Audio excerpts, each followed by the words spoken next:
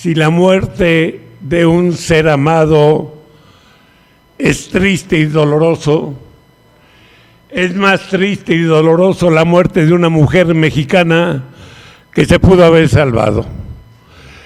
Este es el arte de la prevención. Esto es FUCAN. Muy buenas tardes, tengan todos ustedes.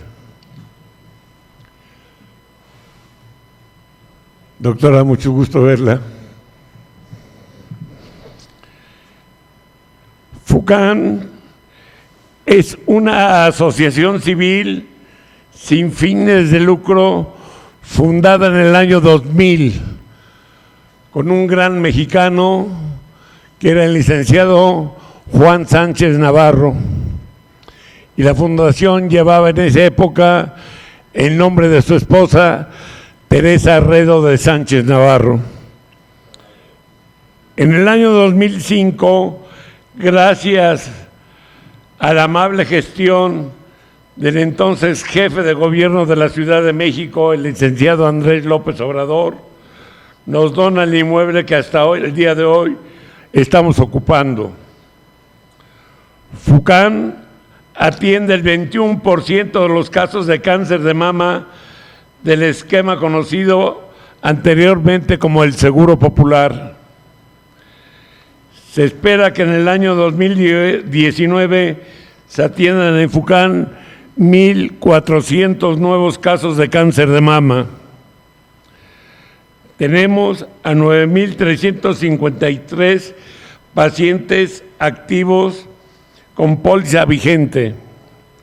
FUCAN es una institución con el mayor número de casos a nivel nacional. En FUCAN atendemos más cánceres de mama que el Instituto Nacional de Cancerología, que el Hospital General, el Hospital Juárez, porque FUCAN es una institución que única y exclusivamente ve puro cáncer de mama. Ante la creación del INSABIN, FUCAN quiere seguir atendiendo a las mujeres más necesitadas y pobres de este país. FUCAN puede colaborar estrechamente con el Proyecto Nacional de Salud. FUCAN propone sumar 19 años de experiencia y esfuerzo con el INSABIN para seguir otorgando atención integral oportuna de cáncer de mama a todas las mujeres en situaciones vulnerables.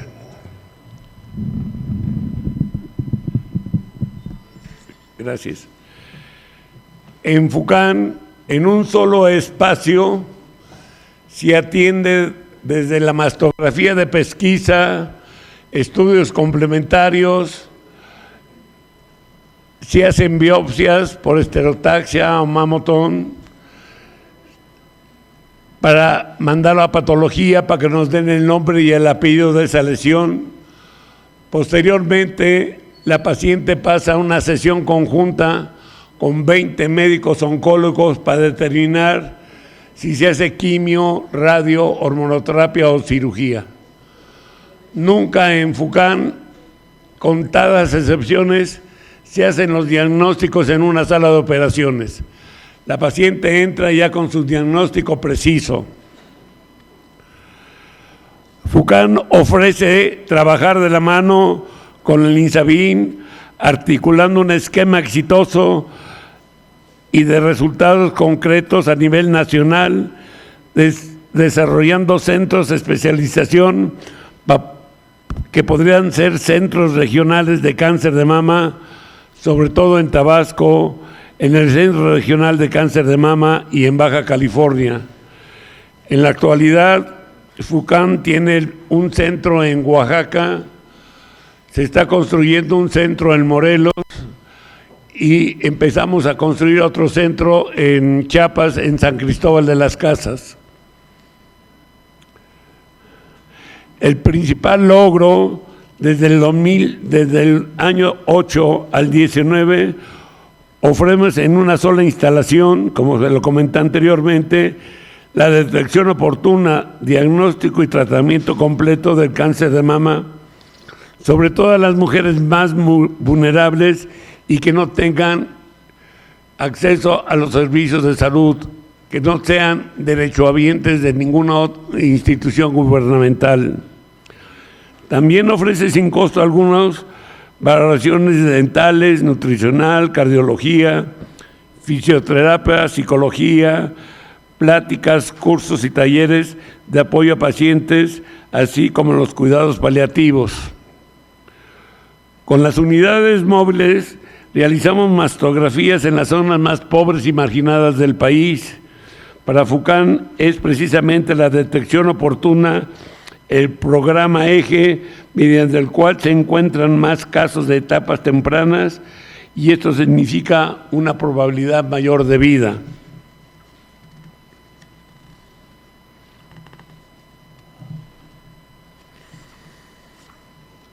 En México, del 10 al 15% de las pacientes son diagnosticadas en etapas tempranas. En FUCAM, el 46% de sus pacientes son diagnosticadas en las etapas tempranas. Lo que ha hecho FUCAM desde el año 5 al 18, se han hecho cerca de 615,000 mastografías. Son 6 estadios Azteca lleno de mujeres. Se han hecho 465,500 consultas médicas, se han hecho cirugías mamarias, 15,000, medicina nuclear, 25,000, quimioterapia 107, radioterapias 44,000. En FUCAM queremos llevar nuestro lema a toda la comunidad mexicana, sobre todo a la comunidad médica, de hacer del cáncer de mama una enfermedad del pasado. Muchísimas gracias.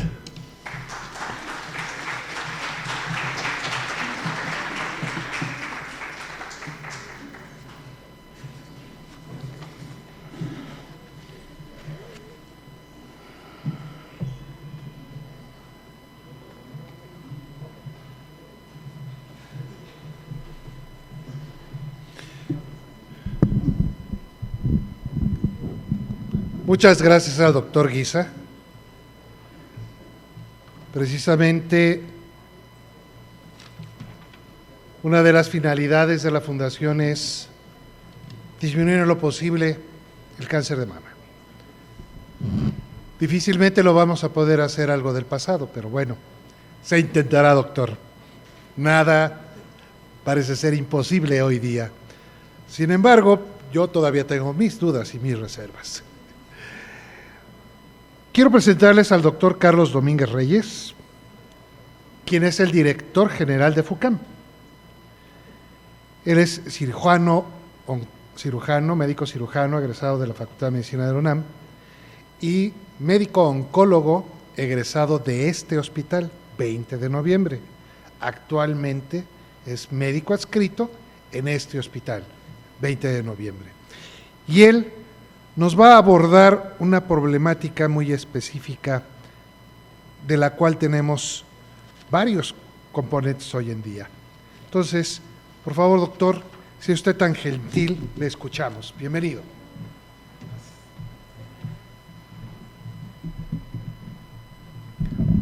Muy buenos días a todos, gracias por estar aquí. Es un honor y un placer estar en mi casa en el 20 de noviembre. Soy director general médico de FUCAM y médico adscrito al área de oncología. Maestra Aura Erazo, es un gusto que esté aquí con nosotros. Agradezco la invitación también del comité organizador y del doctor Fernando Guisa. Bueno, lo que vamos a abordar es: el cáncer de mama es un problema de salud pública a nivel nacional y a nivel mundial. Entonces, vamos a ver cómo estamos aquí en el país. ¿Cómo estamos en el mundo? Hay más de 2 millones de nuevos casos a nivel mundial. Existen más de 43,000 muertes en América Latina y es el primer lugar de mortalidad en países en vías de desarrollo y el segundo en países desarrollados. A nivel mundial hay 626,000 muertes por esta causa. Las tasas de supervivencia varían mucho en todo el mundo.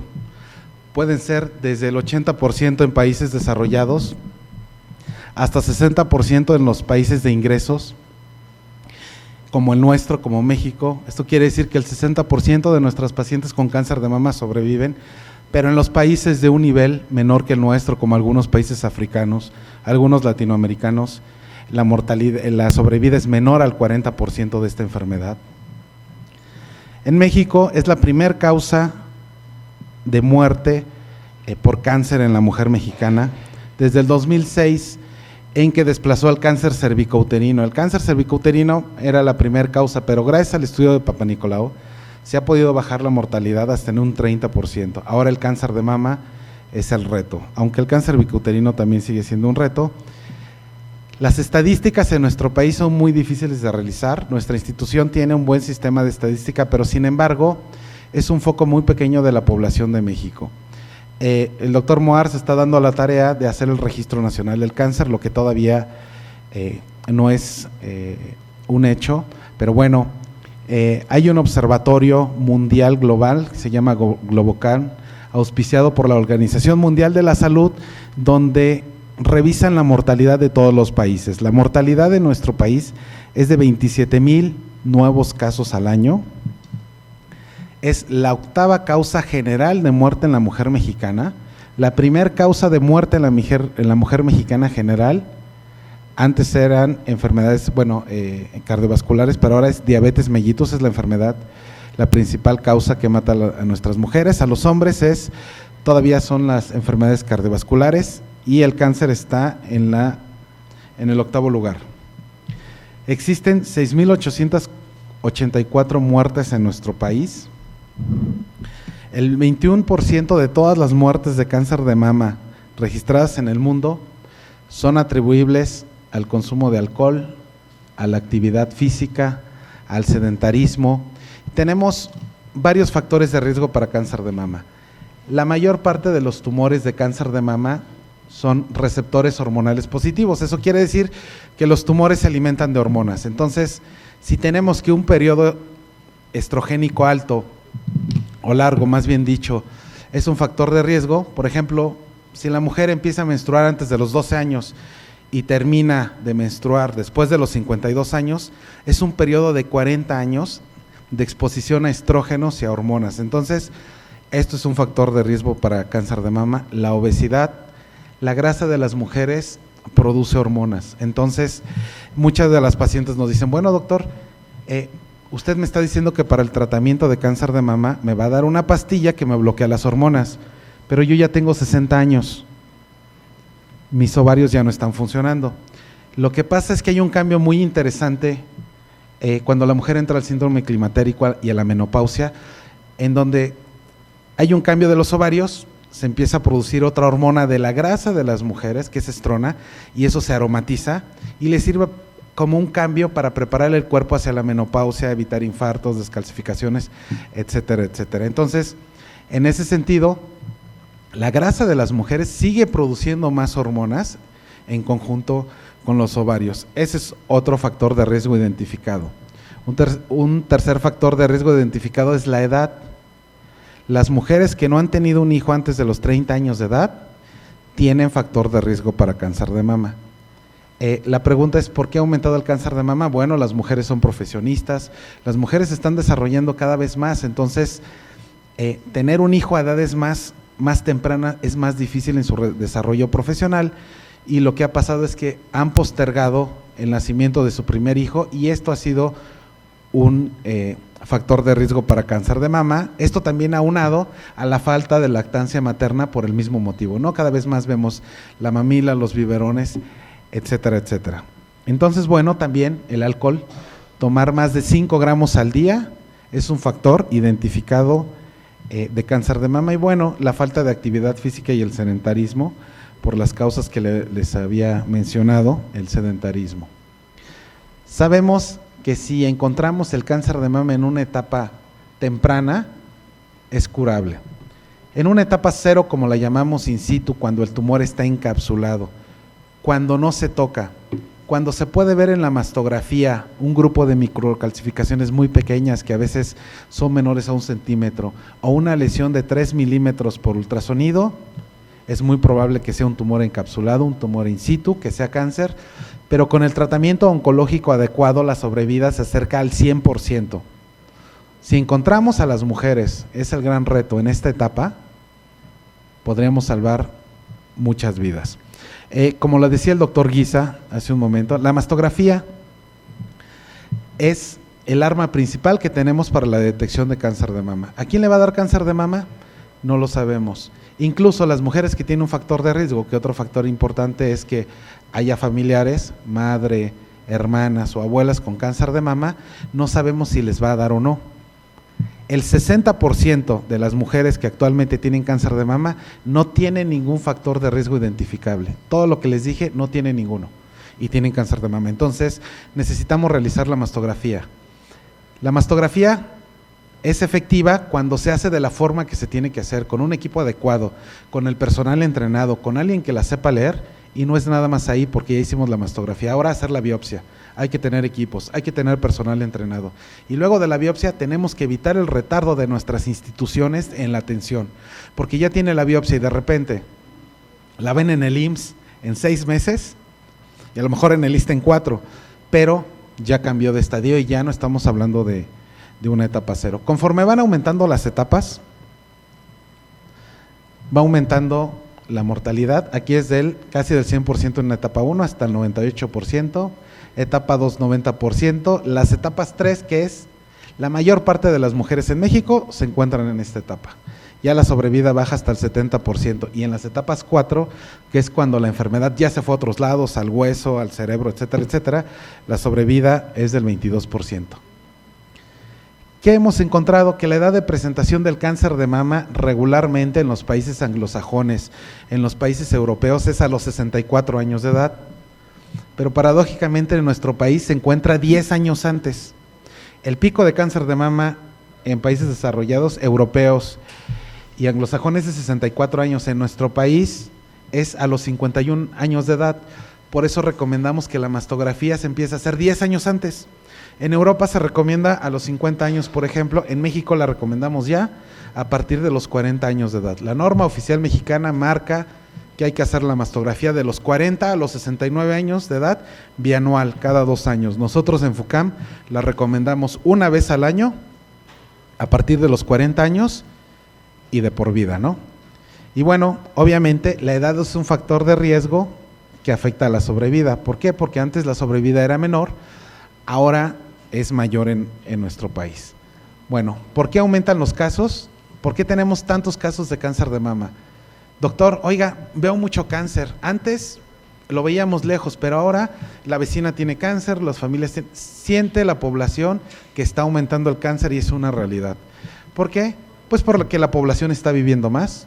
En 1930 la edad a que aspiraba a vivir un mexicano eran 34 a 36 años. Actualmente ha aumentado, las enfermedades crónico-degenerativas van en aumento, la pirámide poblacional se está invirtiendo, cada vez vamos a ser más personas de la tercera edad y menos personas jóvenes. El tipo de alimentación, más carnes, más embutidos, etcétera, etcétera, los alimentos con irrigación, pesticidas, la contaminación ambiental también juega un factor muy importante en el cáncer. Embarazo a edades más altas, como ya lo habíamos dicho, después de los 30 años, disminución de la lactancia materna y bueno, los pesticidas y la contaminación. De forma usual, en la literatura lo que más se ha encontrado es que las etapas tempranas, las etapas 0, corresponden al 5 a 10% de los casos en nuestro país. La mayor parte de los casos no se encuentran en etapas tempranas. ¿Por qué? Porque un Papá Nicolau lo podemos hacer prácticamente en cualquier parte, no se necesita mucho. Un espejo, un técnico entrenado, ni siquiera un médico, puede tomar una citología. Se manda en una laminilla y un técnico en citología, que no sea médico, puede leer esa laminilla y determinar si hay cáncer o no. Pero en el cáncer de mama es mucho más caro hacer esto. Y en los Estados Unidos el 60% de las etapas son etapas tempranas. Entonces tenemos un gran reto. por hacer. En nuestra institución, como decía el doctor Fernando Guisa, tenemos un índice de etapas tempranas del 47%, porque hacemos mastografía y hacemos estudios de pesquisa. El hospital que no tenga mastografía o el sistema de salud que no haga un sistema de pesquisa, ¿qué es la pesquisa? Hacer mastografías a población sana. Tienen que hacerse su mastografía las mujeres que tienen 40 años sin que tengan ningún síntoma. Las pacientes que tienen 50 o 60 años y ya se sintieron una tumoración grande y van a hacerse una mastografía, ya no es una mastografía de pesquisa, ya no nos sirve para el control, es una mastografía diagnóstica. La pesquisa es población asintomática, ¿ok? Entonces, necesitamos hacer 1000 mastografías para encontrar aproximadamente 3 casos de cáncer de mama. Entonces, el reto en costos es enorme. En mujeres mayores de 25 años, por ejemplo, en el 2003 la mortalidad era de 4.300 casos al año.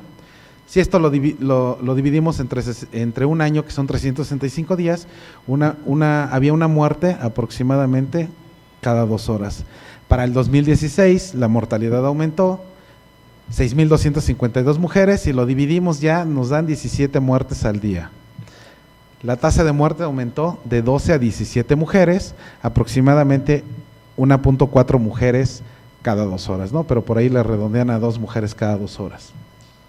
Hay otro problema de salud, el cáncer de mama hereditario, el síndrome de Angelina Jolie, que ya todos conocemos.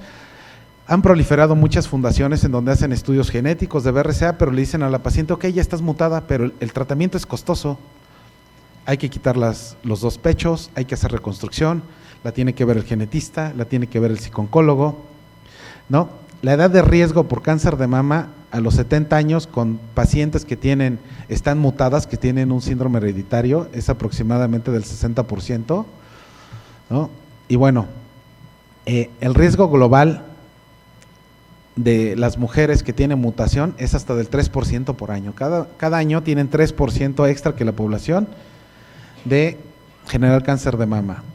El problema es que para estas mujeres que todavía no tienen cáncer, pero que tienen una mutación conocida, que sus hermanas van a tener cáncer, que sus hijas van a tener cáncer, hay que hacer un tratamiento, y el tratamiento preventivo es quitar los 2 pechos y a veces quitar los 2 pechos y los ovarios. ¿Los ovarios a qué edad? A la edad de 35 años o cuando la paciente ya tenga paridad satisfecha, cuando diga, bueno, ya nació 1 o 2 niños, me quiero hacer reducción de riesgo, porque el cáncer de ovario también se presenta alrededor de los 60 años de edad. Entonces se quitan los 2 pechos, pero se necesitan recursos. Actualmente estamos en una institución, parados en el ISSSTE, donde hay recursos para medicamentos, por ejemplo. Tampoco aquí en el ISSSTE hacemos reconstrucción mamaria. En FUCAM prácticamente todas las pacientes se reconstruyen, pero el Seguro Popular acaba de quitar 6,000 pesos que tenía para el rubro de reconstrucción mamaria. Las mujeres que no se podían reconstruir en nuestra institución, en FUCAM, y que se les quitaba la mama y por indicación médica no se podían reconstruir, se les daba una prótesis de Lady Grace, igual a su otra mama, se le iban a medir, y 2 brasieres especiales. Bueno, pues lo acaba de quitar el Seguro Popular. Entonces, pues ahora imagínense cuánto nos va a salir: recursos para quirófanos, genetistas, psico-oncólogos, cirujanos oncólogos, las prótesis mamarias, cada prótesis cuesta $1,000, cirujanos plásticos, los estudios genéticos que van desde 20,000 hasta 70,000 pesos. Nos vamos a gastar $500,000 en un hospital privado para que la mujer con cáncer hereditario de mama podamos hacer una disminución de riesgo. Entonces, pues también tenemos un problema que no podemos dejar de lado, pero bueno, la cirugía en pacientes con mutación son mastectomías totales con o sin reconstrucción, y se pueden dar este tipo de resultados en una buena institución, pero a un costo muy grande. El problema, como les decía, para detección en el país de cáncer de mama, es que es un equipo costoso para la detección. Un mastógrafo es muy caro. Ahora hay que comprar mastógrafos digitales. Los mastógrafos analógicos que teníamos, va a salir más caro a las instituciones ponerle un CR, que es un equipo que digitaliza las imágenes. No lo tenemos. Primero, el mantenimiento adecuado. Segundo, el personal especializado. Tiene que ser un radiólogo, haga especialidad en radiología, haga un año en un hospital de mama y luego haga un examen al Consejo Mexicano de Radiología en donde le den el título de radiólogo mamario para que esté leyendo mastografías. Los técnicos también tienen que ser especializados, tienen que especializarse y solo se pueden especializar en el Hospital General o en el INCAN y están saturados, no hay lugar para que se sigan metiendo los técnicos. Y bueno, es una neoplasia maligna altamente investigada con múltiples tratamientos y también es un problema de salud en los Estados Unidos y en Europa. Gracias a eso está muy investigada. Hay medicamentos, hay hormonoterapia, hay inmunoterapia, técnicas de cirugía. Estamos tendientes a la conservación mamaria.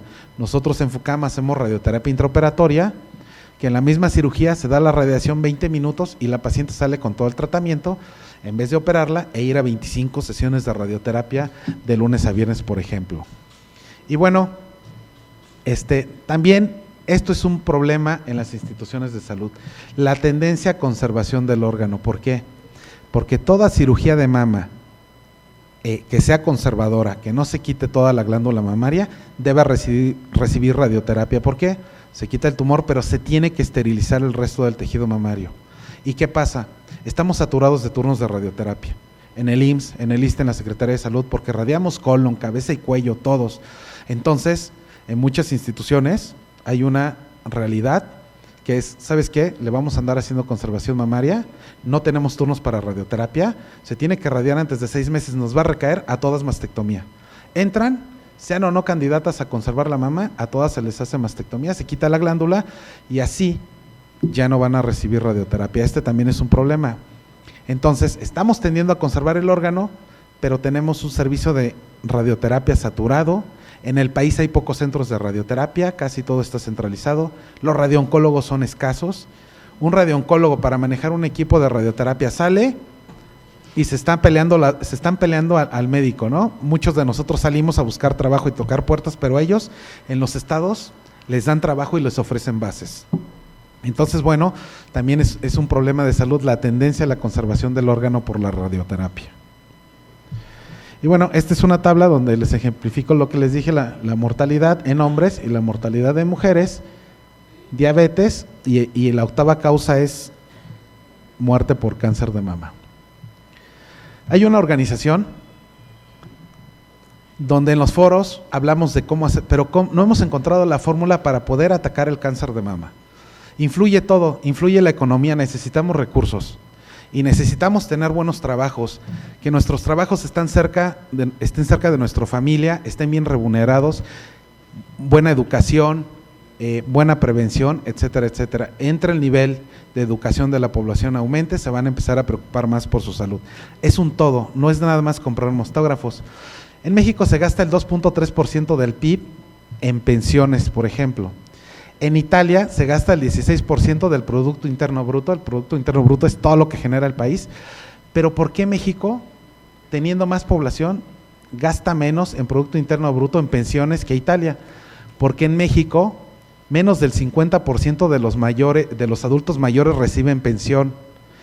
Los adultos mayores, los mayores de 60 años, están más integrados al comercio informal que al comercio formal. Entonces, cuando se jubilan, no reciben pensión. Y bueno, esto es un problema. El gasto público social en países de la OCDE, como porcentaje del Producto Interno Bruto, nosotros somos un país de gasto medio, gastamos entre los países desarrollados y el que menos gasta. Esta es la media. Y México, yo sé que no alcanzan a ver, pero es el que menos gasta. México está aquí y Chile es el que le sigue, ¿no? El gasto público por política social, igual, lo que se gasta en salud va de un lado y lo de azul es política social, la ayuda a los ninis, etcétera, etcétera. Entonces, de toda esta gráfica, aquí está México, es el país que menos gastamos en salud. Los costos del tratamiento del cáncer de mama, en FUCAM hicimos un estudio ya hace algunos años de cuánto nos cuesta el cáncer de mama y bueno, encontramos que el costo del tratamiento inicial para etapas avanzadas es 108% mayor que para etapas tempranas, ¿no? Entonces, en una etapa temprana, en una etapa cero nos podemos gastar 100,000 pesos y en una etapa avanzada inicialmente 224,000 pesos. Pero ¿cómo estamos en el sistema de salud en México? En el sistema de salud público hay 11.4 hospitales públicos por cada millón de habitantes. Pero fíjense, sin embargo, hay 28.6 hospitales privados por cada millón de habitantes con fines de lucro. ¿Pero por qué? Actualmente estamos en un centro médico nacional, pero si se dan cuenta, han proliferado las clínicas pequeñas, las cliniquitas. Entonces, esos son los sistemas de salud privados. ¿Por qué? Porque el gasto de bolsillo de la población de los derechohabientes es muy alto. ¿Por qué? Porque no estamos dando un buen servicio, porque no tenemos los recursos, porque falta personal, etcétera, etcétera. Entonces están proliferando las clínicas pequeñas, donde el paciente busca atención y no en su institución, ¿no?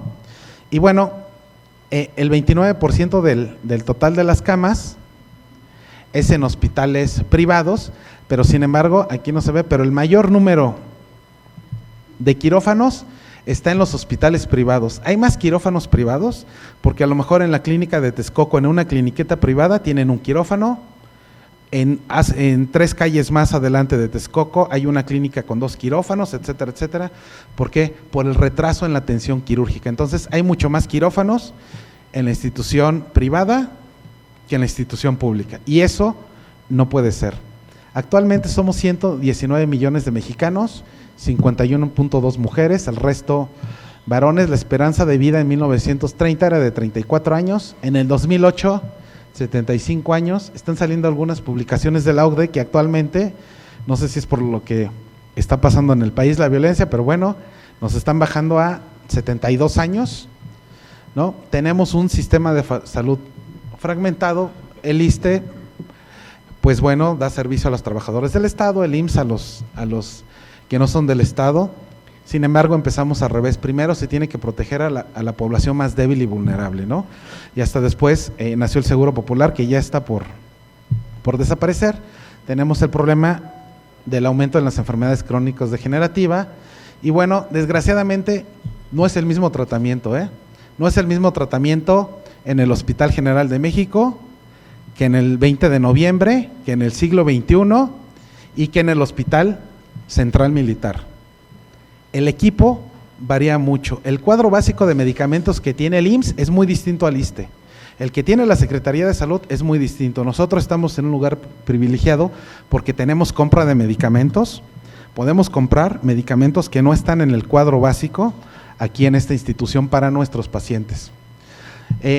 Bueno, ya habíamos hablado de la inversión de la pirámide poblacional y el aumento de las enfermedades crónico-degenerativas.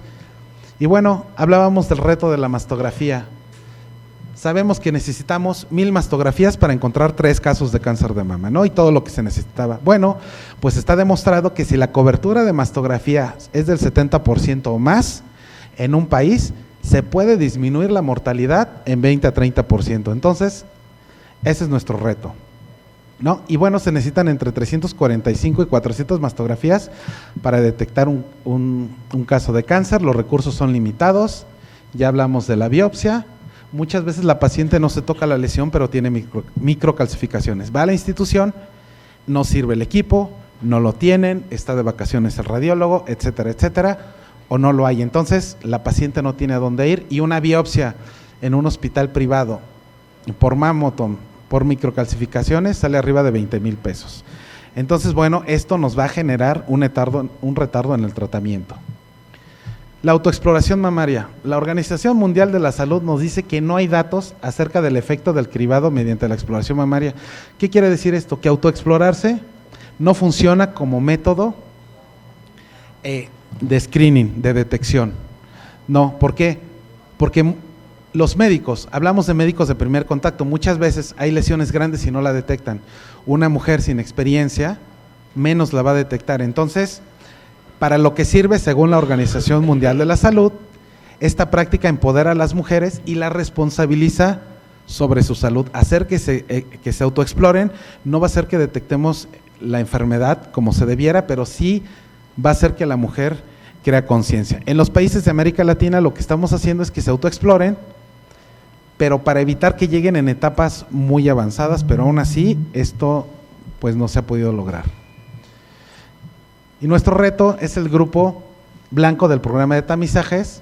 Son 14 millones de mujeres que existen entre 40 y 69 años de edad, y un análisis de la cobertura de mastografía hay muchos, pero el más completo se hizo en 2012, ya tiene varios años, muestra que la prevalencia de cobertura de mastografía en los últimos 2 años en el país fue del 29%, el reto es del 70%, para las mujeres de 50 a 69 años y de 17% únicamente para las pacientes de 40 a 49 años de edad. Y aquí tenemos un problema porque en México las mujeres, habíamos dicho que se encuentra 10 años antes, pero en Europa, si se empieza en el cribado a los 50 años, la mama se va sustituyendo por grasa. El tejido mamario, que es altamente especializado, se sustituye por grasa y el rayo entra muy bien a la mama y se ve la mama.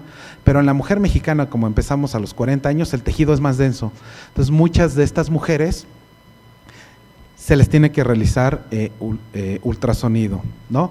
Hay una categoría de mastografía que es BI-RADS 0, donde la mastografía no es suficiente, mastografía BI-RADS 0, necesitamos estudios complementarios, un ultrasonido.